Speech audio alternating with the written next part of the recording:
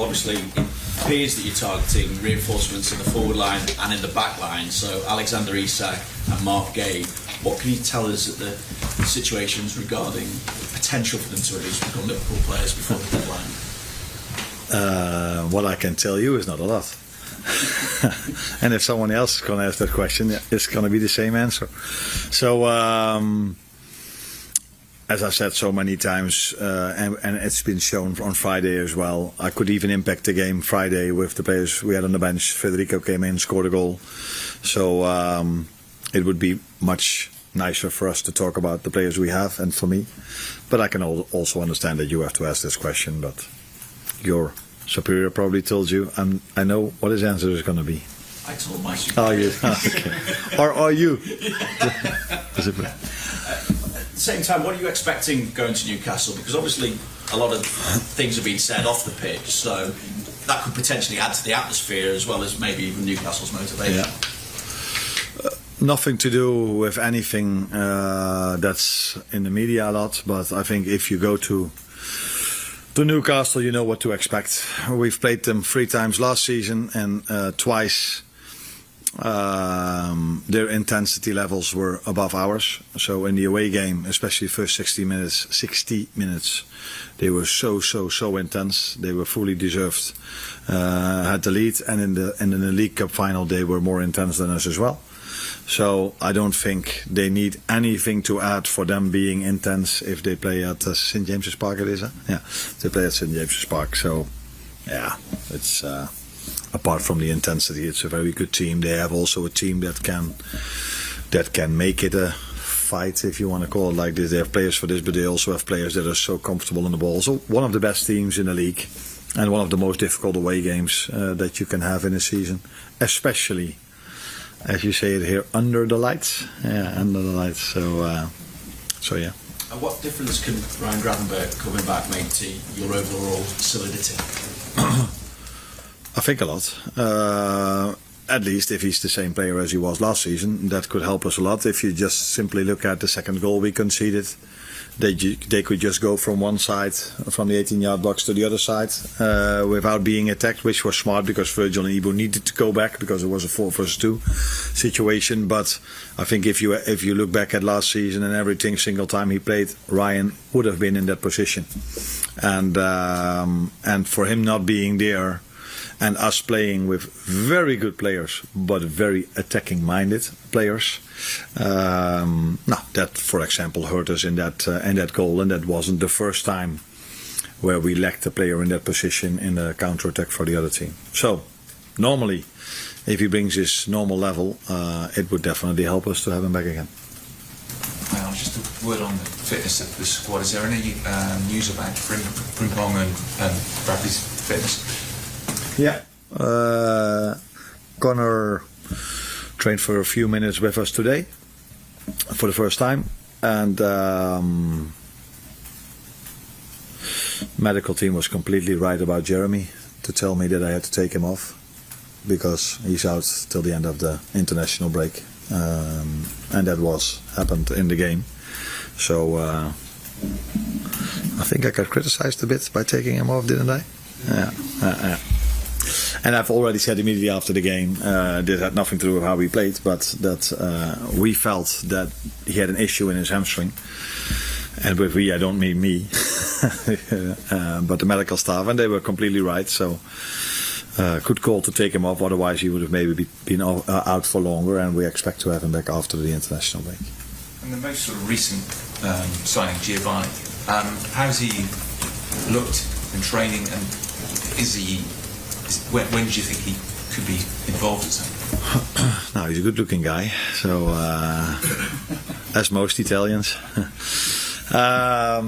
He trained with us 3 times now, I think. If you look at his transfer fee, you can expect that he's already quite grown up for his age, and that's exactly what I saw. So he comes in as an 18-year-old, just playing with his new teammates as if he's here for longer. Impressive if you look at how tall he is, fast, comfortable on the ball. So there's a reason why we paid the transfer fee as we did, because we see him as a bright prospect. Yeah. Is that a good English? And he had already 3 good sessions, but it also tells you something about the team. If you come to this club, if you come into this team, you feel at ease from the start, because it's a very good and nice group to start your Liverpool career in. How big a concern is that right back area for you now? Because you mentioned Conor Bradley doing some training, Joe Gomez has had his injury problems as well, now Jeremy Frimpong. All of a sudden it looks like you were well stocked in that area, but are you concerned about the fitness and how sort of the records have been with the others that might be fit? No, Jeremy has a very positive injury record. Conor has been out once or twice last season. Yeah, these things happen in a season. We only have at the moment 2 injuries. Unfortunately, it's 2 for the same position. But the good thing is that some other player can play in that position as well. Wata played in that position for a few minutes. Dominic Szoboszlai already played in that position. So there are other options we can explore. Joe Gomez is definitely one of them, but for him to already play 20 minutes, that was already quite a lot. I wouldn't say he had a setback, but he wasn't able to train 3 days in a row completely with the team, which is completely normal if you're out for so long and all of a sudden the manager needs you for 20 minutes. But he's training with the team, so let's see where he is on Monday, if he can be involved in the team or if he can even start. But there are other options we have as well in this position. It's just, you cannot prepare for 2 injuries in one position. It would be stupid for us to have 3 full-backs or 5 left-backs, although we have 3 left-backs at the moment. So we're unlucky that the right full-backs are injured. Yeah. And you briefly mentioned it before, Chiesa, what a moment for him, coming off the bench to get his goal against Bournemouth. Do you see him as having a bit more of a role to play this season? I know injuries hampered him last season. Do you think he'll have a more significant role in your team this time? Yeah, if he's more available, then he has already more chances to impact our results or his playing time. So yeah. But then it's about him staying as fit as he is at the moment. So I see a totally different Federico now than through large parts of last season, which is completely normal because he missed out on the whole pre-season and then comes into a Premier League rhythm in terms of amount of games and in terms of intensity. So he's in a much better place now. And as we can all see, when we needed a goal and I looked at the bench, I only had him and Rio, a 16-year-old, as attacking options. So, yeah, for me, although Rio did really well in pre-season, it was quite a normal choice to make to bring him in, and he delivered.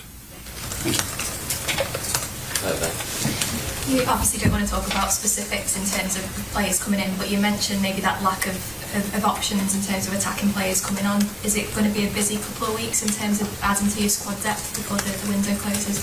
No, I don't think so, because then I should be unhappy with the squad we're having, and I'm very, very happy about the squad we are having. So I've always said maybe having 2 per position is ideal, but I prefer less than more, because you have to disappoint so many players every single time for them not even being in the squad, let alone not playing. So yeah, really happy with the squad. But as always, if we think we can improve in a certain position and there's a player available that can really make us better, which you could see with Giovanni Leoni, it's then this club has always shown that they bring these players in, but only if everything is what we want. So the right transfer fee, the right player, the right position, and the player that wants to come to us. Hi Arne, you've spoken previously about the difficulty of changing so many players in the starting 11 and perhaps the influence that's maybe had on some of the defensive structures. It's rare to have 10 days between games in the Premier League, even at this stage of the season. How helpful has that been to be able to get more time with the players on the training pitch and maybe kind of drill some of the structures a little bit more? No, of course it's helpful, but we did have a good pre-season. We had 6 weeks. Compared to last season where we only had 2. Yeah, we had 6 weeks as well, but only 2 with most of the players. So we've had our time to train already, and I think that's also what you could see against the Bournemouth game, because it was if you look at data, running stats, it was the most intense game that is played in the weekend. So that tells you that our match fitness is where we want it to be, and where we need it to be if you need to go to Newcastle, by the way. But it's also clear that in pre-season, that's what I said, I mixed up lineups, and then it's quite normal that you don't see every time the right connection between some players or some lines. But that was already very good against Bilbao, and okay to good against Palace and Bournemouth. Another thing about having new players in, I noticed that against Bournemouth and in fact in the second goal against Crystal Palace, they all came after double substitutions in quite soon after making double changes. So is maybe getting used to the reorganising and getting used to some of the demands for those new players, is that maybe going to eradicate some of those issues as well?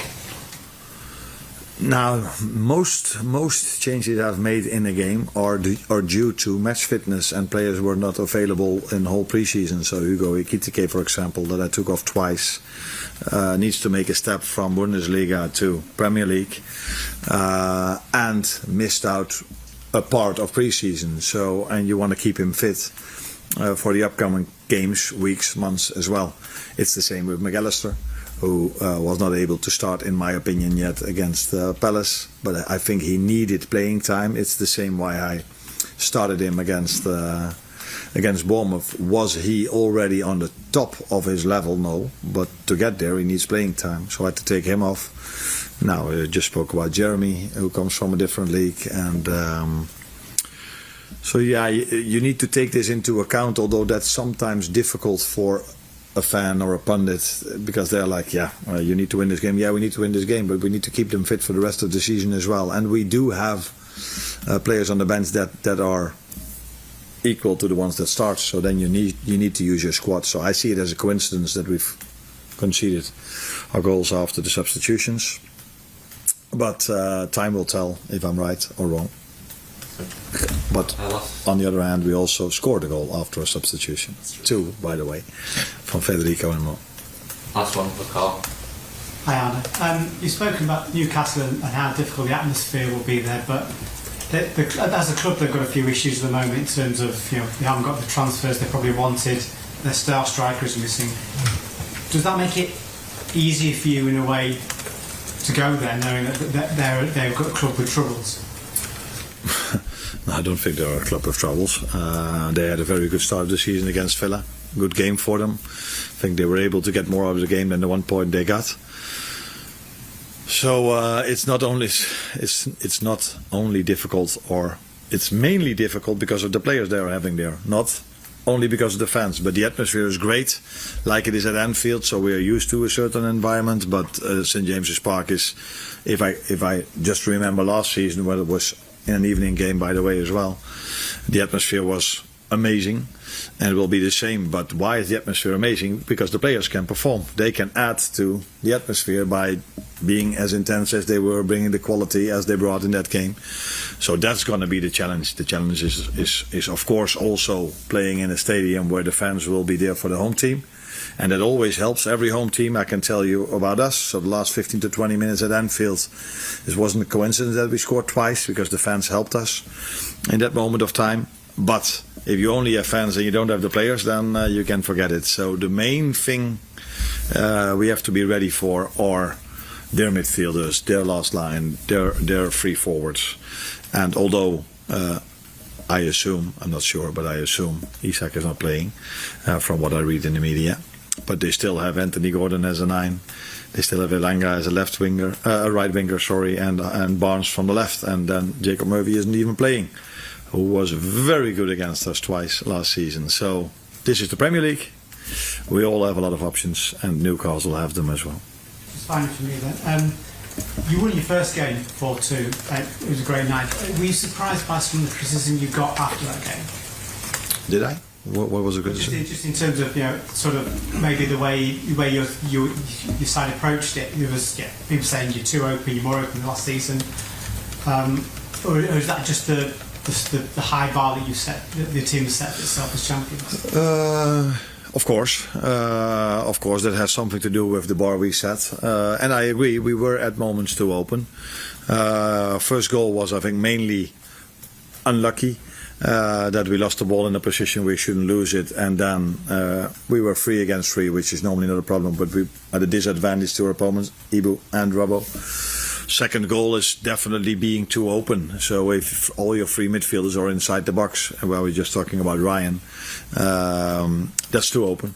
So I agree on that.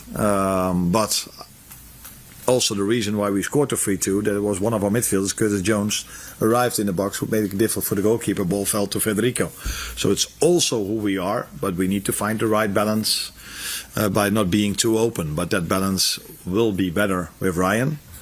Unfortunately, if you want to judge me or us, we now have to play Newcastle and Arsenal, who are normally teams that are going to be above Bournemouth in the league. So it's even harder to play against them. But with Maka being back, with Ryan in his normal position, I expect us to be even better prepared for the counter attack than we were in this 2-2 moment, because I've watched the game, I think, twice back, and I don't think there's, apart from the 2 goals, where especially the second one is a counter-attack, I don't think there were many other counter-attacks from Bournemouth. But yeah, if it leads to a goal, it's of course a big story. And for us, conceding 2, that's too much in a home game. So